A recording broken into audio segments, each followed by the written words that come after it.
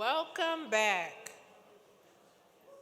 So how were the design workshops this afternoon?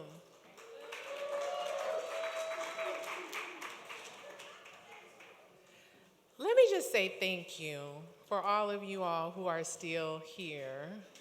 We definitely appreciate you taking the time to be with us. We're really excited, and it is definitely worth it because we have Dr. Caldoun here to speak with us. Is it Caldoun? Caldoun? Caldoun. Okay, make sure I say it right. And we want to make sure that we're able to hear from her as she speaks with us. And so I'm trying to wait for a few more people to take their seats. But Dr. Caldoun is the Chief Medical Executive and Chief Deputy Director for Health at the Michigan Department of Health and Human Services. She is a practicing emergency medicine physician and the chief medical executive, oh, I just said that, sorry. In her roles overall, she provides guidance for the state of Michigan and oversees public health, Medicaid, behavioral health, public hospitals, and aging services for the Michigan Department of Health and Human Services. That sounds like she's amazing, right? Previously, Dr. Caldoun was the Baltimore City Health Department's Chief Medical Officer. She has held several local and national leadership positions, including the Director of the Center for Injury Prevention and Control at George Washington University. She's also the founder of the Fellowship in Health Policy at the University of Maryland Department of Emergency Medicine and a fellow in the Obama administration's Office for Health Reform in the U.S. Department of Health and Human Services. Super amazing. And so let's waste no more time and let's hear from Dr. Caldoun.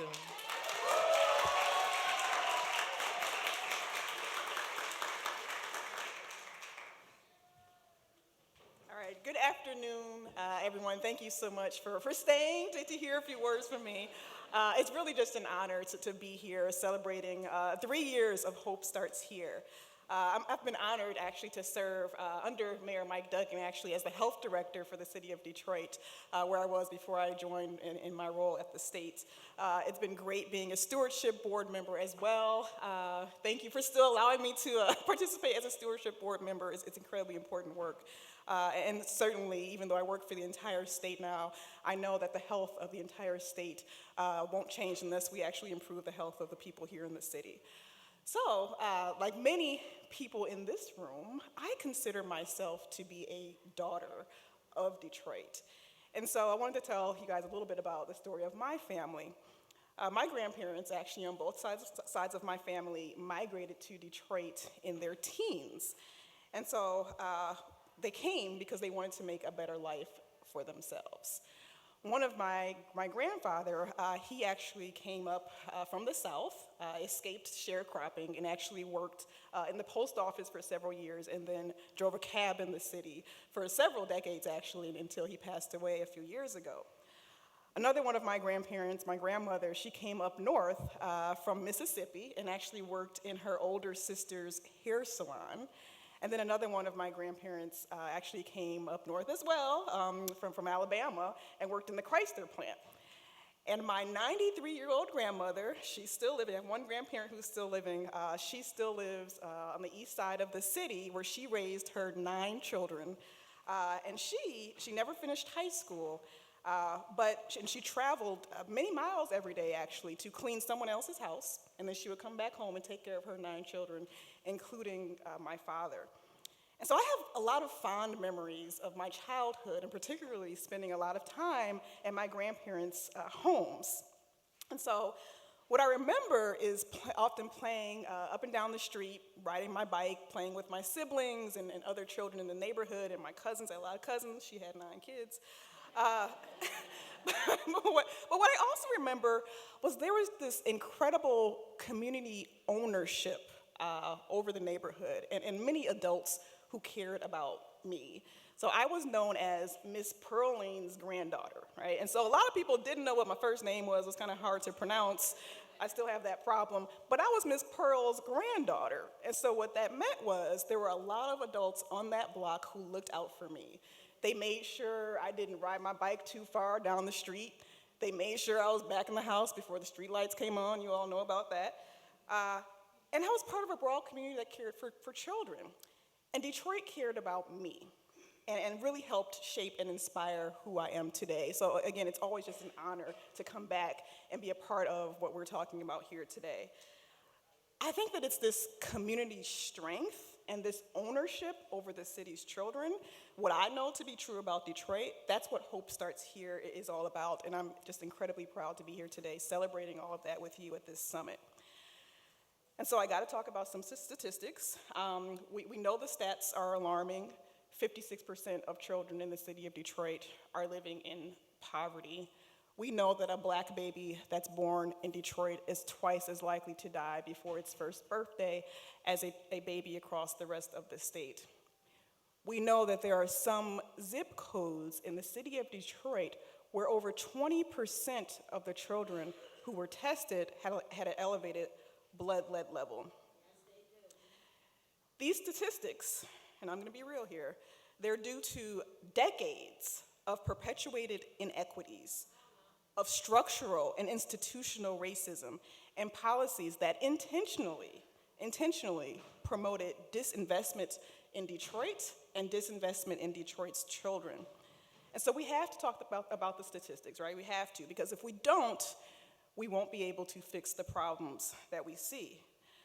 But what's also important is that we know that these statistics do not reflect the brilliance, the resilience, and the capabilities of Detroiters. Detroiters do not need anyone to come in, swoop down, and save them. And in fact, I would argue that from what I know, Detroit has some of the most capable educators, researchers, community members, leaders, entrepreneurs, unparalleled across the rest of the country. And I've lived in several places across the country. And I'm encouraged. I'm encouraged because I know that this city has everything that it needs. And with the work of all of you in the room today, Detroiters can and are changing the narrative and beginning to make that broad systems change so that Detroit's children can thrive. And so I want to talk a little bit about that. So what do I mean by systems change? It means thinking holistically about health and those upstream factors that influence a child's health and well-being. Some more statistics. We know only about 20% of someone's health actually has anything to do with what happens in a doctor's office or clinic. It's those social influencers, those social determinants of health that we talk about. Poverty, exposure to violence and trauma, education, access to healthy food, transportation, safe housing. I just witnessed a great presentation about the housing, the environment that children are learning in. Those are the things that influence whether someone is going to be healthy or not. And to address child's health, we have to think broadly about these influencers and work upstream to address them. It's also important to note that systems change means not only focusing on the child. We really have to focus on multi-generational family health. If we want to make sure that our babies are born healthy and thrive, we cannot just think about a pregnant woman during the 9 months when she's holding a baby in her womb. We have to make sure we're working holistically to improve the health of women before they even consider having children, preventing chronic diseases like heart disease, high blood pressure, diabetes, obesity. We have to make sure that couples, and I'm talking about couples, right? It's not just the woman, but couples know that they have options and choices as far as deciding when they want to have a baby. And we have to make sure that every woman should have access to the full range of contraception so they can prevent unintended pregnancies and have healthy birth spacing. And we know these are things that have a direct impact on infant mortality, child health, and addressing intergenerational poverty. We also know that science shows that a child's brain development begins in the womb.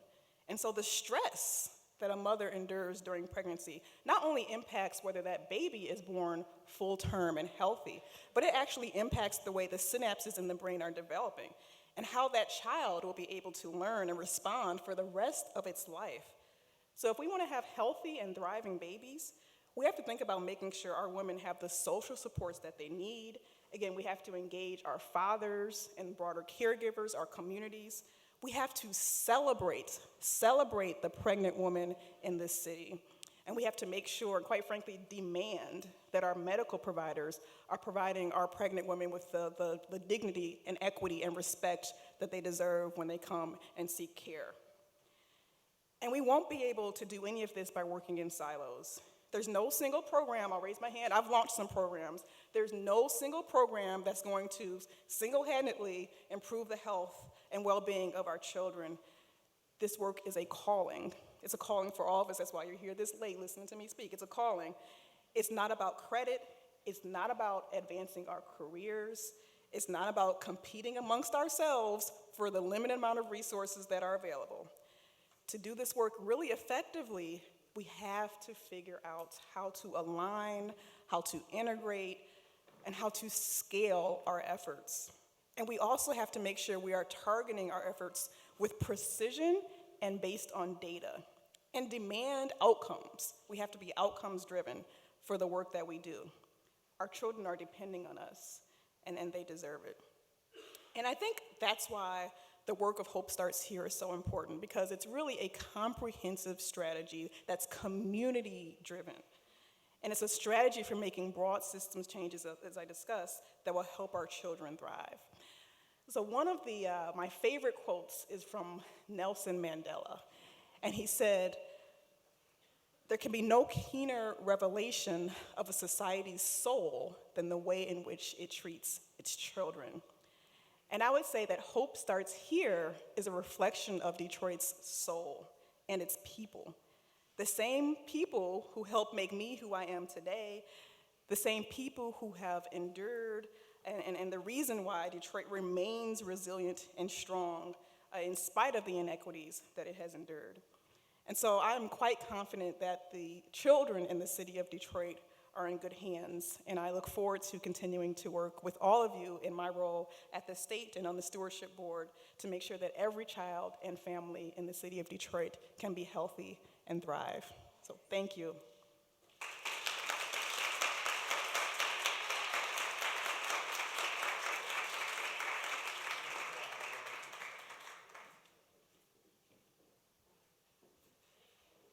Thank you.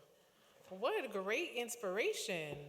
Every time I hear her, I'm just so inspired and connected to her story and her life. And I feel like I'm beginning to know who you are as a whole person. Each time she tells a different story or a different aspect of her life, and it's just really relevant to what families may be experiencing in the city of Detroit, and in particular, the importance and significance of maternal health. So thank you for all that you do. Can we give her another hand?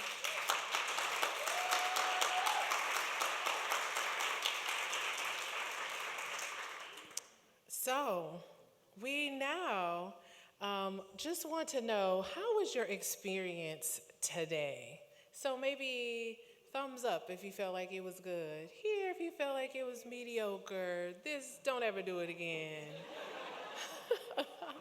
Thumbs up? Okay, maybe? Yes, thank you. Give yourself a round of applause. Doing so awesome.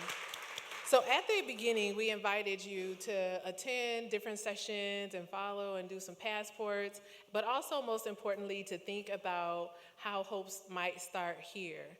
How many of you have thought about how hope might start here and have some ideas of ways that you might be able to yourself kind of contribute to the health and development of children in Detroit?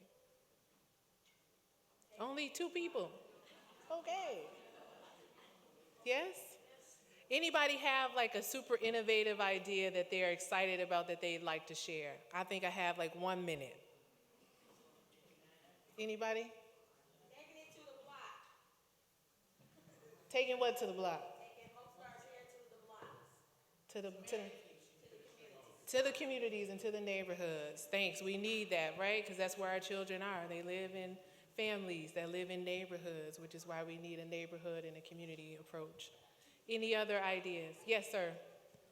You cannot change what you don't measure, so let's measure hope. Let's measure hope. Hey!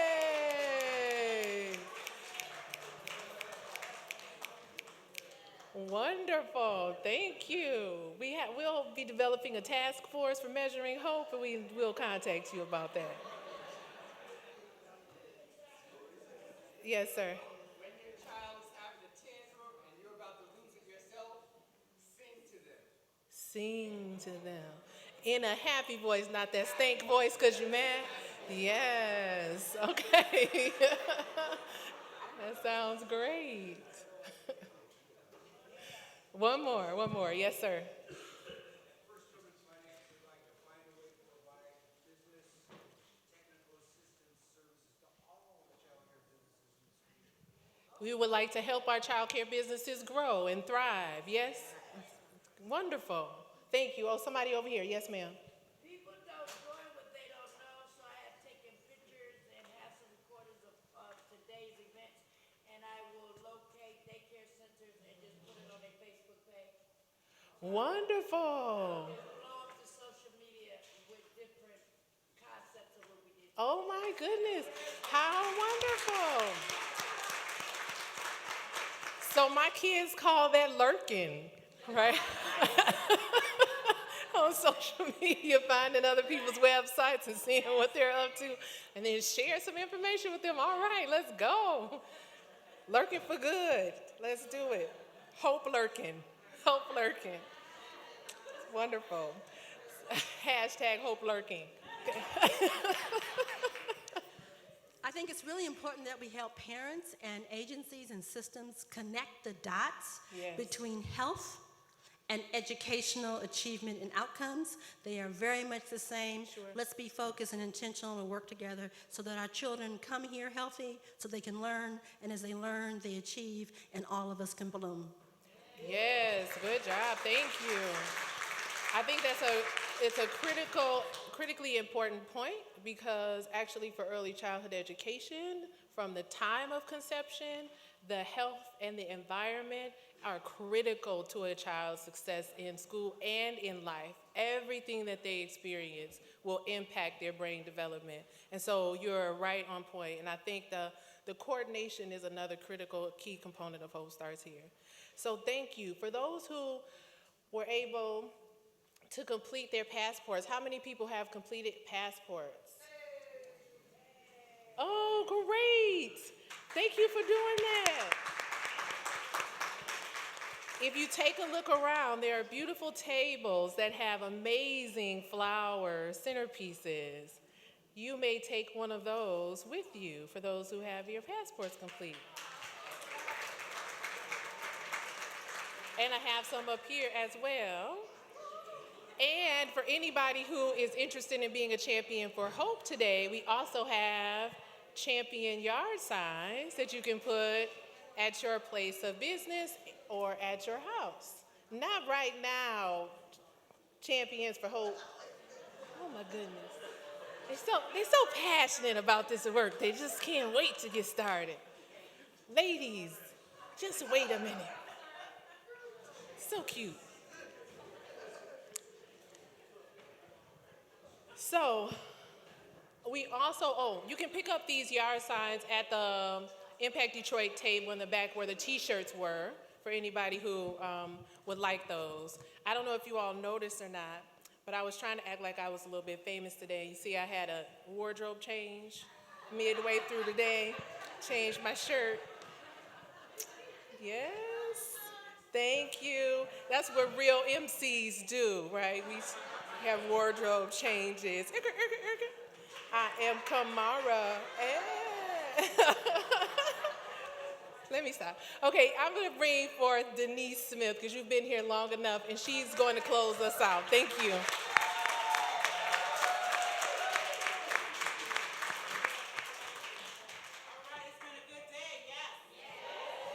So I want to thank you all for your active participation today, even to the end of the day. But I also want to say a special thanks to some behind-the-scene folks who also made this day possible. Earlier, we thanked Eileen and Jonathan, and I'd like to add to that list Impact Detroit and their co-chairs, Kamara Morgan and Furkan Khaldoon. Special D Events, Pinnacle Printing and CG Graphic Design, and Detroit Public Television, who's been live streaming this event today. So as you leave today, I just want to leave you with one final reminder. Investing in the development of young children creates life images. How they see themselves, who they become, begins with everyday moments that we provide. Every child deserves a champion. That's you.